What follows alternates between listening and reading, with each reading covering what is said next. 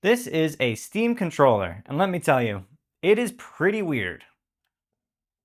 First launched in 2015 and then discontinued in 2019, this was Valve's first attempt at integrating trackpads into a controller. So if this seemed like a weird idea for a controller, you'd be right. But Valve was really onto something with the trackpads. I mean, you'll even find now there's actually still a very strong community of people that use these things, even with how hard they are to find now. Even with the Steam controller becoming discontinued, Valve were not done with the trackpad idea. And that is, of course, because they included them on the Steam Deck. I know not everyone uses these, but I know you guys out there leaving all those comments on my Firmware handheld, you guys love the trackpads. And honestly, I agree. Trackpads are a really cool way to add an extra layer of how you can input and interact with the games you play. And I died.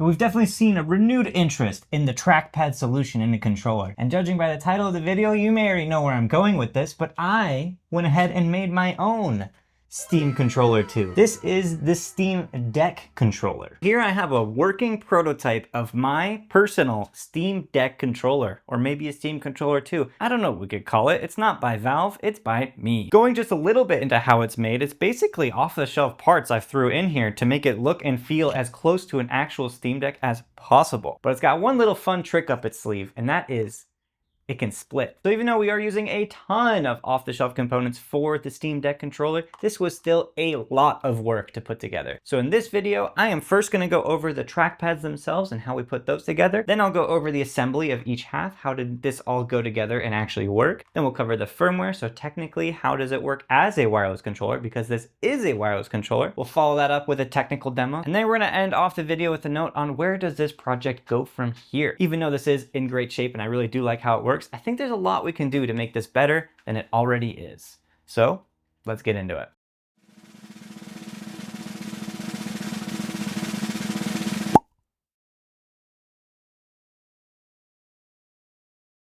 Like I just said a second ago, every part for the Steam Deck controller can basically be purchased and then just used, except for the main part, and that is the trackpad. The whole reason I'm even making this whole project. I cannot buy trackpads for the Steam Deck, and even if I could, I don't know how I would interact with them. I don't know how they work, so I was on my own. And so I decided it was probably best to design my own trackpad. And that's actually where this video's sponsor, JLC PCB, comes in. So first off, this whole trackpad was designed on Easy EDA. This trackpad is based on the IQS7211E, which is a capacitive touch controller from Azoteq. And if that sounds like an obscure chip, it totally is. However, it was still in the parts library for Easy EDA, which is awesome and made this a lot easier to design. Now, designing a trackpad isn't actually the simplest process. I had to follow this pretty intense documentation from Azoteq, but luckily Easy EDA's easy-to-use interface made it a lot easier to draw all these squares.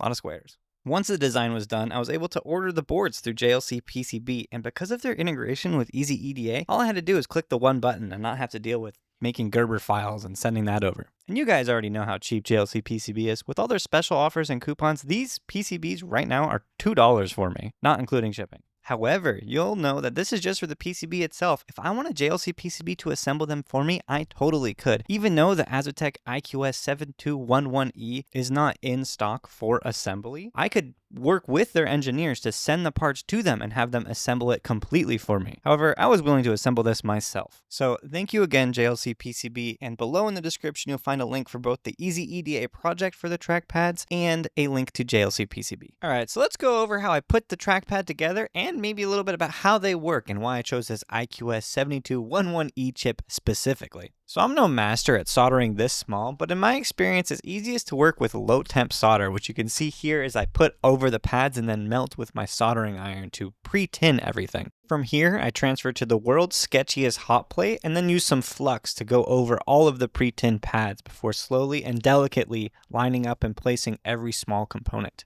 From here, it's really as simple as just plugging in that super sketchy hot plate and letting that solder melt. A lot of the pieces will align themselves, but I can also use my tiny little tweezers there to help line things up. This was especially important for that IQS chip.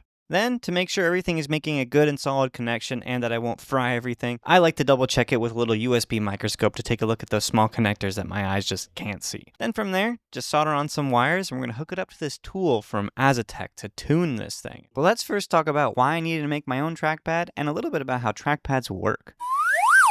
There's actually a few trackpad options out there. The original Steam controller used a circular one from a company called Circ Corporation, and those are actually easy to source. I could buy one, but they don't quite fit the dimensions that we need. The square hole. Azoteq themselves does make some rectangular modules I've seen used before. Friend of the channel, CNC Dan, actually used one in his DIY Steam Deck build, cleverly exposing just part of the sensor to match the original size of the Steam Deck. But that still won't work here. If we want to use Steam Deck parts, the trackpad needs to match the full footprint, and none of the existing modules do that. Azoteq actually isn't really in the business of selling trackpads. They make sensor ICs. Those modules that they sell are purely evaluation kits for engineers to prototype with before designing their own custom hardware. So that's exactly what I did. Except for that, I skipped the eval kit. I already know what I needed, so the chip that made the most sense to me was the IQS7211E, based on its specs. But how exactly do these trackpads work? Well, these are capacitive sensors, meaning that they measure a change in capacitance between the rows and columns of the electrodes laid out in a grid. This one here is a 6x6 matrix of little copper squares. Each crossing point in this grid forms a sensing node. So when your finger gets close to the surface, it disturbs the local electric field, which changes the capacitance at that node. The controller then scans all 36 points rapidly, figuring out where that signal has changed and calculates the center of that touch. That's what gives you a smooth X and Y position tracking, and also it supports gesture recognition, multi-touch, and pressure estimation based on touch strength. All of that is processed internally and then sent over I2C to the main microcontroller. It's fast, precise, and compact. A full trackpad controller on a chip designed to be embedded in small devices like this one. All right. I know that was a lot, but we're going to rewind a bit to the Azoteq tool I showed a little bit ago. This tool I had to buy for, of course, $40, but what this does is integrates with software to allow me to change the settings of the trackpad IC on the fly and find out what settings are the best. Because this chip is configurable and can be used in many different ways, I need to find settings that work specifically for the trackpad I designed. So following their very cryptic instructions, honestly, I was able to do this and make the working trackpad. It created a header file, which then I can include into my firmware. So that was several months of my life condensed to, 5 minutes.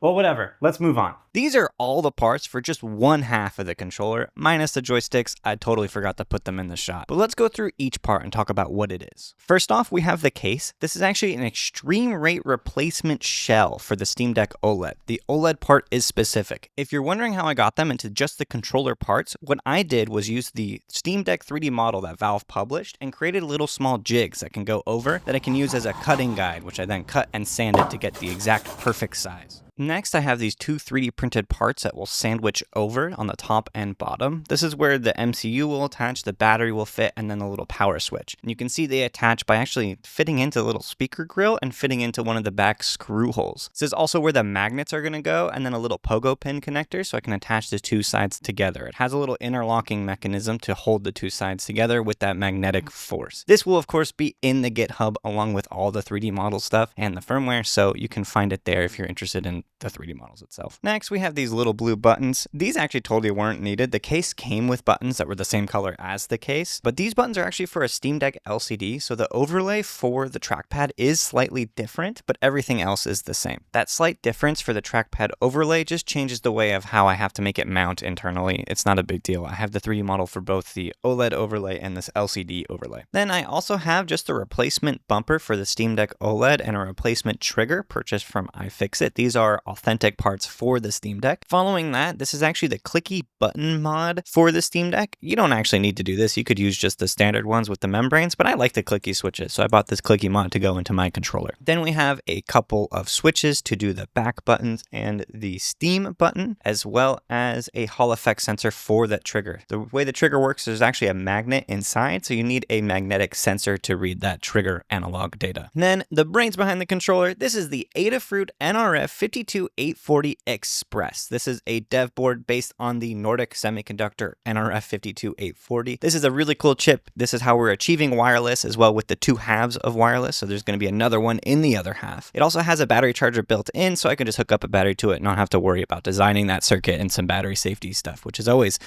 fun. The issue I have with this board is that it's using micro USB, which is a pretty old standard. I would prefer USB Type-C, as well as it's pretty expensive. So moving forward, I'm looking to design my own board with that Nordic chip, or maybe using a cheaper one that's on the market. Now, these are the joysticks we are going to use. These are off-the-shelf components from a company called GuliKit. These are Hall effect sticks, so they're super accurate and don't drift. And these ones are also specifically for the Steam Deck OLED. Again, that part is important because the Steam Deck OLED has a different bumper structure that's actually improved over the original Steam Deck, and it moves that bumper button onto the joystick module PCB, which actually makes this a lot easier for me. That's one less button for me to have to wire myself. And now, last but not least, we have this funny looking 3D print up here in the corner. What this is kind of my pseudo PCB. This is where everything's going to line up and attach to. I don't have a custom PCB made yet for the internal of the controller. So for the rest of the video, let's take a note and keep a list of all the things we want to improve in this next version. Again, this is just a working prototype, so it is hand wired, but moving forward, we're going to design a PCB that hopefully won't be using that Adafruit board. We can save a bunch of money that way. Now, finally, we can go into the assembly of the controller. I'm not going to go through in depth in this video on every little step I followed, because by referencing the iFixit teardown guide as well as the Extreme Rate videos, I'm pretty much able to follow them in reverse and use the correct screws in each thing. The replacement parts came with replacement screws, so just referencing the videos and the diagrams that iFixit provides, it's not really too much of a guessing game. I'm still going to go through and mention the important parts, especially the parts where I kind of had to do it a bit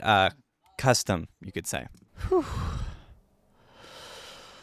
First off, I just attached those back paddle buttons to the back part of the case, and then followed that up by sticking the button PCB onto the bumper module. This is actually how it works. There's just like kind of a adhesive back you peel off and then stick it right on, and that basically completes the bumper module. Then I like to give it a little test fit just to make sure everything is working good. Then that can just be screwed down. That's basically it for the bumper. Using these little adhesive pads it came with, I stuck my trackpad module into the overlay and then soldered some wires to it and glued it to that weird 3D model bracket pseudo PCB thing. Then I just glue on those 3 little buttons, 2 on the back, 1 on the front. This is just to hold it in place currently. I'll make sure it's better secured in a bit. First, screw in the joystick modules. Then we attach that 3D printed part, making sure we push those little nubs through the speaker hole. That's what helps it really hold on. And then we screw in the Adafruit board. Then a quick test fit before I make any massive mistakes.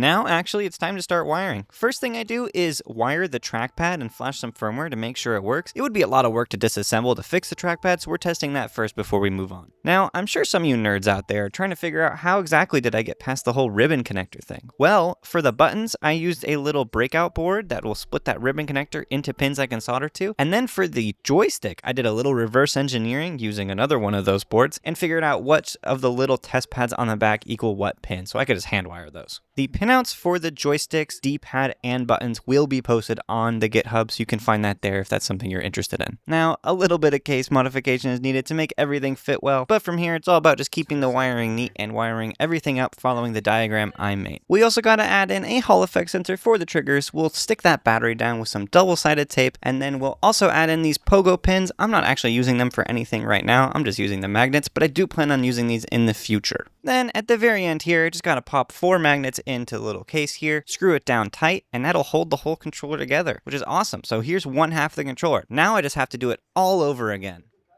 I already did. So now, let's go ahead and talk about firmware. But hold on. Don't fast forward this video. I swear it'll be interesting. I'm not gonna go through line by line and explain every part of the code. That would be horrendously boring. Let's talk about it at a high level so you can get an understanding of how this works. I think it is very interesting and you will too. So first off, for you turbo nerds out there, yes, I am using TinyUSB as my USB stack. But anyway, the way this works is by showing up on the computer or enumerating as 3 separate devices at the same time. It shows up as a mouse, keyboard, and a gamepad. This is actually not unusual. You'll see a lot of mice and keyboards show up as both mice and keyboards. But in this case, what it allows me to do is work as both a gamepad and a mouse at the same time. That's not even something the Steam controller or the Steam Deck can do without their special software. On top of all the USB stuff, the dongle here is also handling communication to both the halves. Like I mentioned before, both halves have that NRF chip in them. This is another one that acts as the dongle. And getting this to work with both halves was no easy task. Originally, both sides were sending data at the same time, but that caused something called collisions.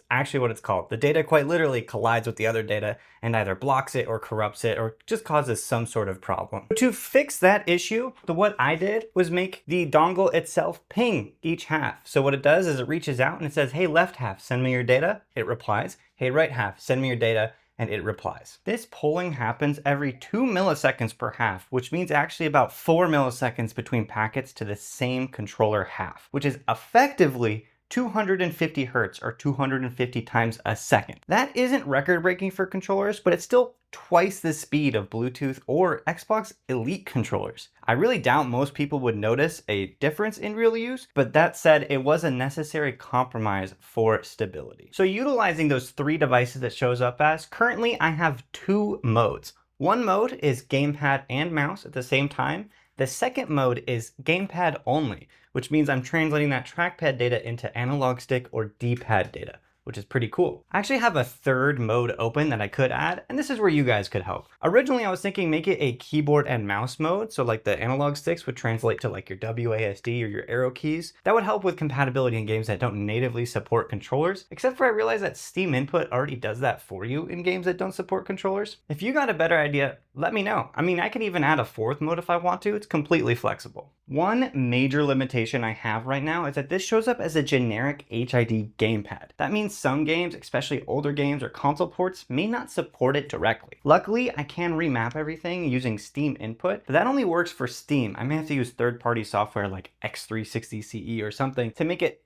recognized in some older games. But that's where X Input comes in. X Input is Microsoft's old proprietary standard for the Xbox 360 that just about every game will accept and work with. Now, to the best of my knowledge, I was not able to get X Input and mouse to work at the same time. I don't think it's possible. And that's kind of a major issue with this build. However, in a previous video of mine, you guys saw me doing something where I was trying to make an open source gamepad firmware called GP2040CE work wirelessly. So if I can get that to work and implement it with this, then I can have proper X input support, and since it's GP2040CE, I get a ton of other features like console support, which would be super cool for this device. So we're gonna add that one to the list. Beyond that, the firmware is still actually in a very early state. For example, the calibration, especially for the joysticks, is hard-coded. There's no calibration routine or way to save it to the chip. Trackpad tuning is not configurable yet. Things like your sensitivity, your trackball settings, your zones, that all needs to be implemented from scratch. Currently, there's no way to make this show up on Steam as an authentic Valve branded Steam Deck controller. The hardware itself is just too different. I have 2 ideas for how to solve this issue. First one is to make a companion app, so something that mimics Steam Input with all those settings you see for the Steam Deck and Steam controller. Or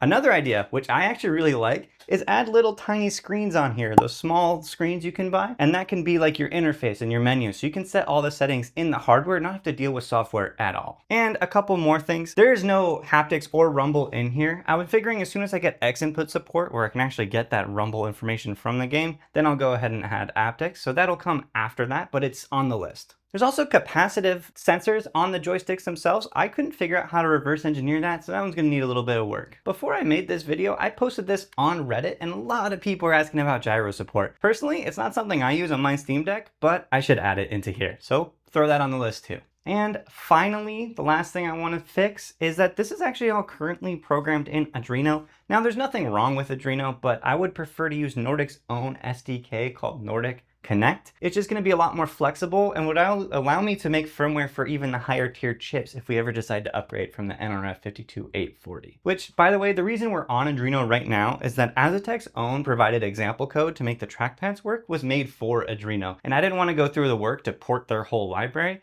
but I should. All the firmware will be on the GitHub, so if you want to contribute, clone, whatever, use it as a framework for your own controller build, feel free to do so, and leave me a comment below asking any questions. But that's enough yapping. Let's move on to watching this thing actually work. Let's play some games. So I mentioned Steam Input a bunch of times, but for the people who didn't know what that means before, it's inside of Steam, there's a controller settings, and basically this lets you rebind the controller into like a unified sort of Steam input, right? Steam Input. So for this, I'll see it pops up here as Adafruit Tommy B controller. That's because I'm using those Adafruit chips. I could change that if I wanted to, but it's Tommy B's controller. You can set up, and I'll just follow through their little step-by-step. I press A, Press B, press X, press Y. And there you go. Once you've binded it, it all works here. Shows all your button inputs. And then we can start playing some games. So we're going to go through a few games that I think cover like the spectrum. We're going to start with like an FPS game. We'll go to a single player game like Elden Ring. And then maybe we'll play Schedule 1. Yeah, so I'm not one to play FPS games with a controller. I'm more of a mouse and keyboard user for FPS games.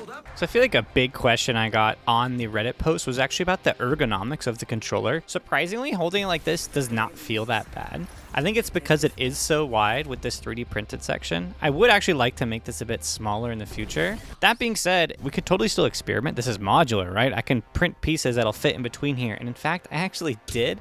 So we'll experiment with these as this goes on. I have two pieces here. One of these, this is a 30-degree split to put them out this way. This one actually makes them face this way, kind of actually more like the leaked images of the Steam controller too.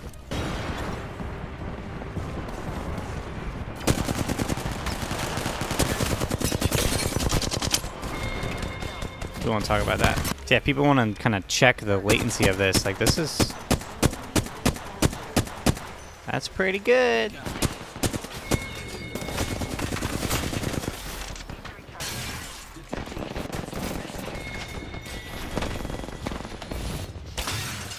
Dude, I cannot play this game without mouse and keyboard. It's bad. I'm so bad. Let's move on to Elden Ring. So if you guys have ever played Elden Ring before, I'm literally at the Godfrey fight. I've only tried it a couple times, did not learn his moveset, and got absolutely bodied. So let's try again.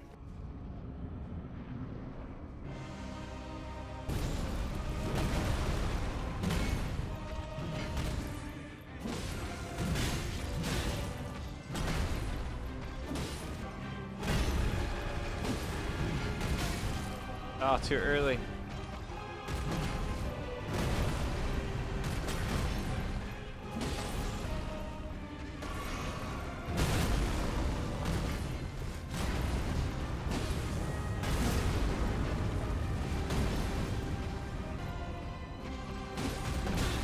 Ouch. Oh, no. I almost got him to half health. I was trying to learn his moveset as I was going, so I don't really know how his attacks work, like the timing of it all. He's pretty slow, but I didn't even get him to second phase this time. You know, maybe it's the grip. Maybe I just need to switch that up, and now I'll be much better. But look at how massive this is. I will say it's a little bit more comfortable, but it still feels too wide.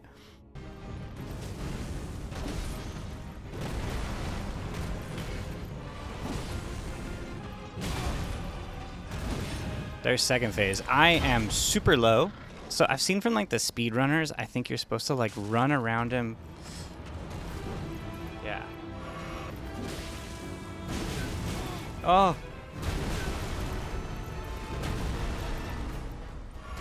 Oh my god. Oh, am I dead? Jesus Christ. It's because the controller, guys. Because the controller shape isn't right. I'm going to go with this one now.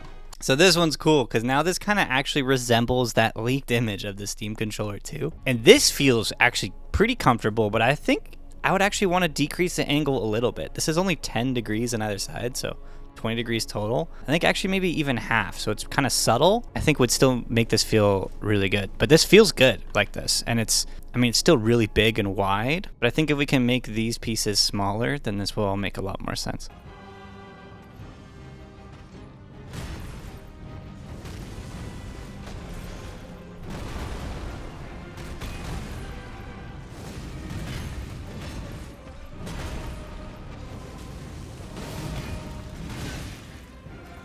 I finally got my sword on fire.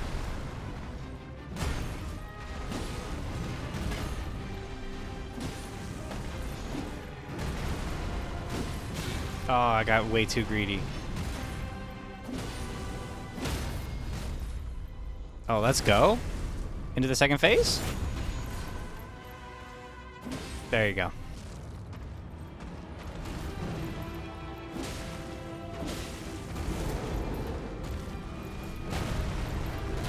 Oh, what is this?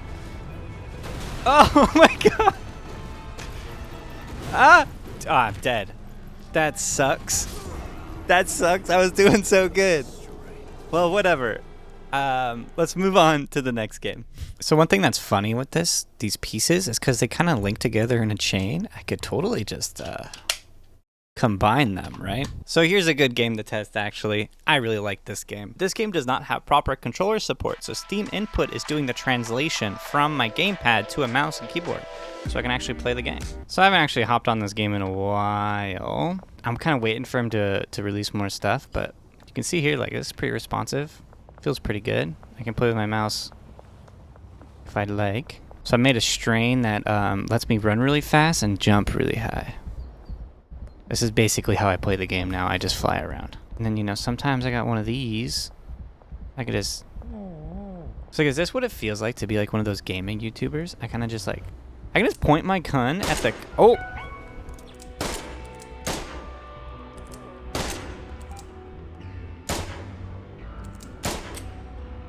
Got him. Check this out. I found out if you go to this roof, you sprint and you just fly as far as you can into the water, you'll pop up on the other side. So now I'm back home. Nice and safe. Why am I still playing like this? I could totally just play whatever way I like. I really like the ergonomics of this one, but I think it's slightly too much. And I think if I do combine this with this one, I can make a really cool middle piece. So like a slight angle this way and then a slight angle this way. Just very subtle, right? I think it needs to be less than this and definitely less than this. This is way too much angle, as fun as that kind of is. But cool.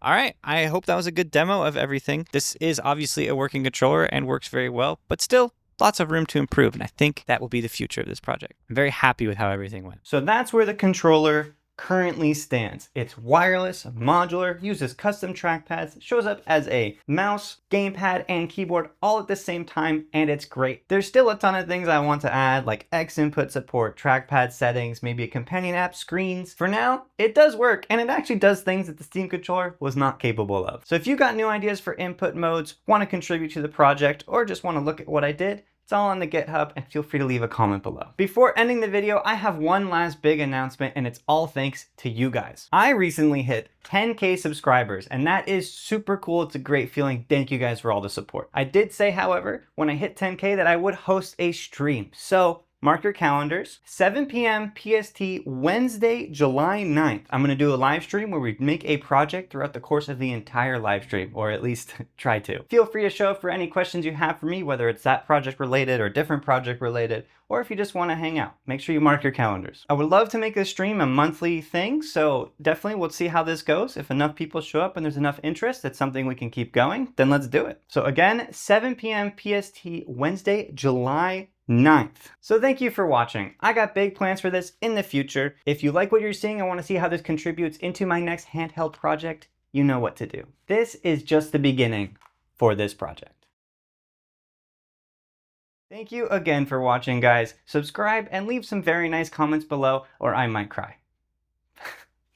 That's stupid.